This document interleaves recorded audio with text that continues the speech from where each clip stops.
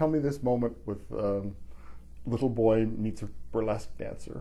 Little boy meets burlesque dancer. It's not quite the standard boy meets girl, but sort of. Yeah, Danny is 8 years old. It's 1958, and he's he's been sent on an errand to buy cigarettes for his father, but he loses the money, and he doesn't know what to do. And he goes into an alley, and he sees this beautiful woman smoking her cigarette, and he realizes, I don't know if he quite knows she's a burlesque dancer, but she's a burlesque dancer, and she's in full costume, but she's got a robe, and they strike up a conversation, and she gives him cigarettes for his father. And for him,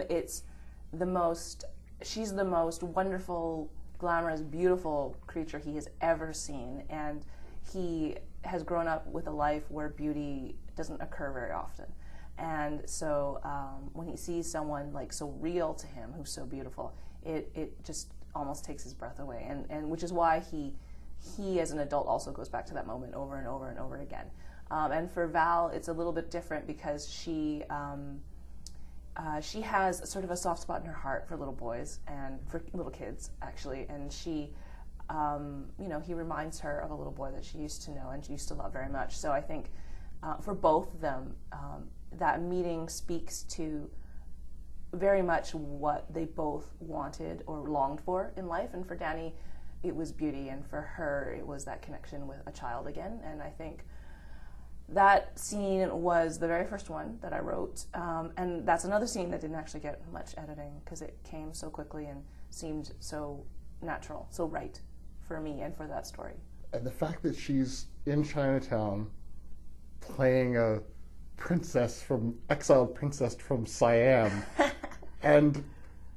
but it was the same era when Charlie Chan was always played by white guys. It's just, yeah, and she was not the only dancer who would play up some kind of ethnic thing that whether they were part of that ethnicity or not didn't even really seem to matter. Like I remember reading about this cabaret that was in Chinatown, but it was in all the dancers were black women. And I saw pictures of them, like old flyers, and they would wear like cheetah costumes and like these strange grass skirts, which I'm sure had nothing to do with anything. And it was not unusual for that, and it occurred to me that it reminded me actually of when The End of East came out, and someone wanted me to do an event, and the event eventually got billed as, come see Jen Sookfong Lee read and wear your best Oriental costume, and you can get a door prize, and that was part of what was in her act, that was still in my head because it was like so crazy and horrifying to me in 2007, but then I thought, but in 1948 that would be awesome, and so that was part of the reason I did it. But it's a very it's a strange little, I don't know what you'd call it, postmodern box within a box, that kind of her pretending to be Oriental in the middle of Chinatown. She's a great broad. Yeah. I could see someone like Lauren Bacall playing her, someone who's not conventionally beautiful, but I mean, I jump Lauren Bacall now, and she's got to be 90. I mean, she has it. Yeah, Val is she is a broad. I was worried for a while that she was too much of a broad, and then, putting in that stuff about her as a child and as a teenager, I think changed, and her ill-fated love affair changed some things about her. But she is, and she's the sort of woman who walks into a room and everybody stares at her, but they don't really know quite why. And then she cracks a few jokes and drinks a slug of scotch, and then everyone's like, she's awesome, I want to be her best friend. And like I remember writing her, I'm like, I want to be her best friend. Like I totally, I needed her though to be so great that Danny would think about her for the rest of his life. And she is like that great in some ways. 1958 is when we get young Danny, and then we get him in 82. 82 being gay was the start of the scary times.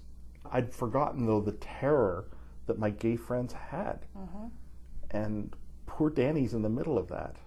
I think I forgot it too. I think everyone I was really young at the time, but I was definitely in school, and I was definitely aware of what was happening on the news and the news stories. And I remember the words gay cancer, and I remember Kaposi sarcoma, which is what they were calling it for a really long time. And I saw Angels in America on HBO, the one with Meryl Streep and Al Pacino. And I remember watching that and thinking I had totally forgotten how scary it was. And then I saw a documentary like very soon afterwards called The Age of AIDS, and it was a really good sort of overview of how AIDS, affected people. It was a very human sort of documentary, and I remember there was this one scene of this man, and it was like 1983 or 84, and he looked like a guy from like 1984, and he didn't have any money because he couldn't really work, and also nobody would hire him because he was sick, and he was betting everything on these experimental drugs, which of course didn't work. And it was a scene of him in a pharmacy, and he was counting out $1 bills to pay for his medication because that's all he had, and he had all of his money. He was bankrupting himself on these experimental drugs, and I just thought, we forget that now that HIV/AIDS, in Canada and the U.S. it can be manageable. We forget about that, and I just thought that terror and it lasted for a long time is something that I really felt sort of emotionally compelled to write. The book is The Better Mother. I've been speaking with the author, Jen Sookfong Lee, and The Better Mother, published by Knopf Canada.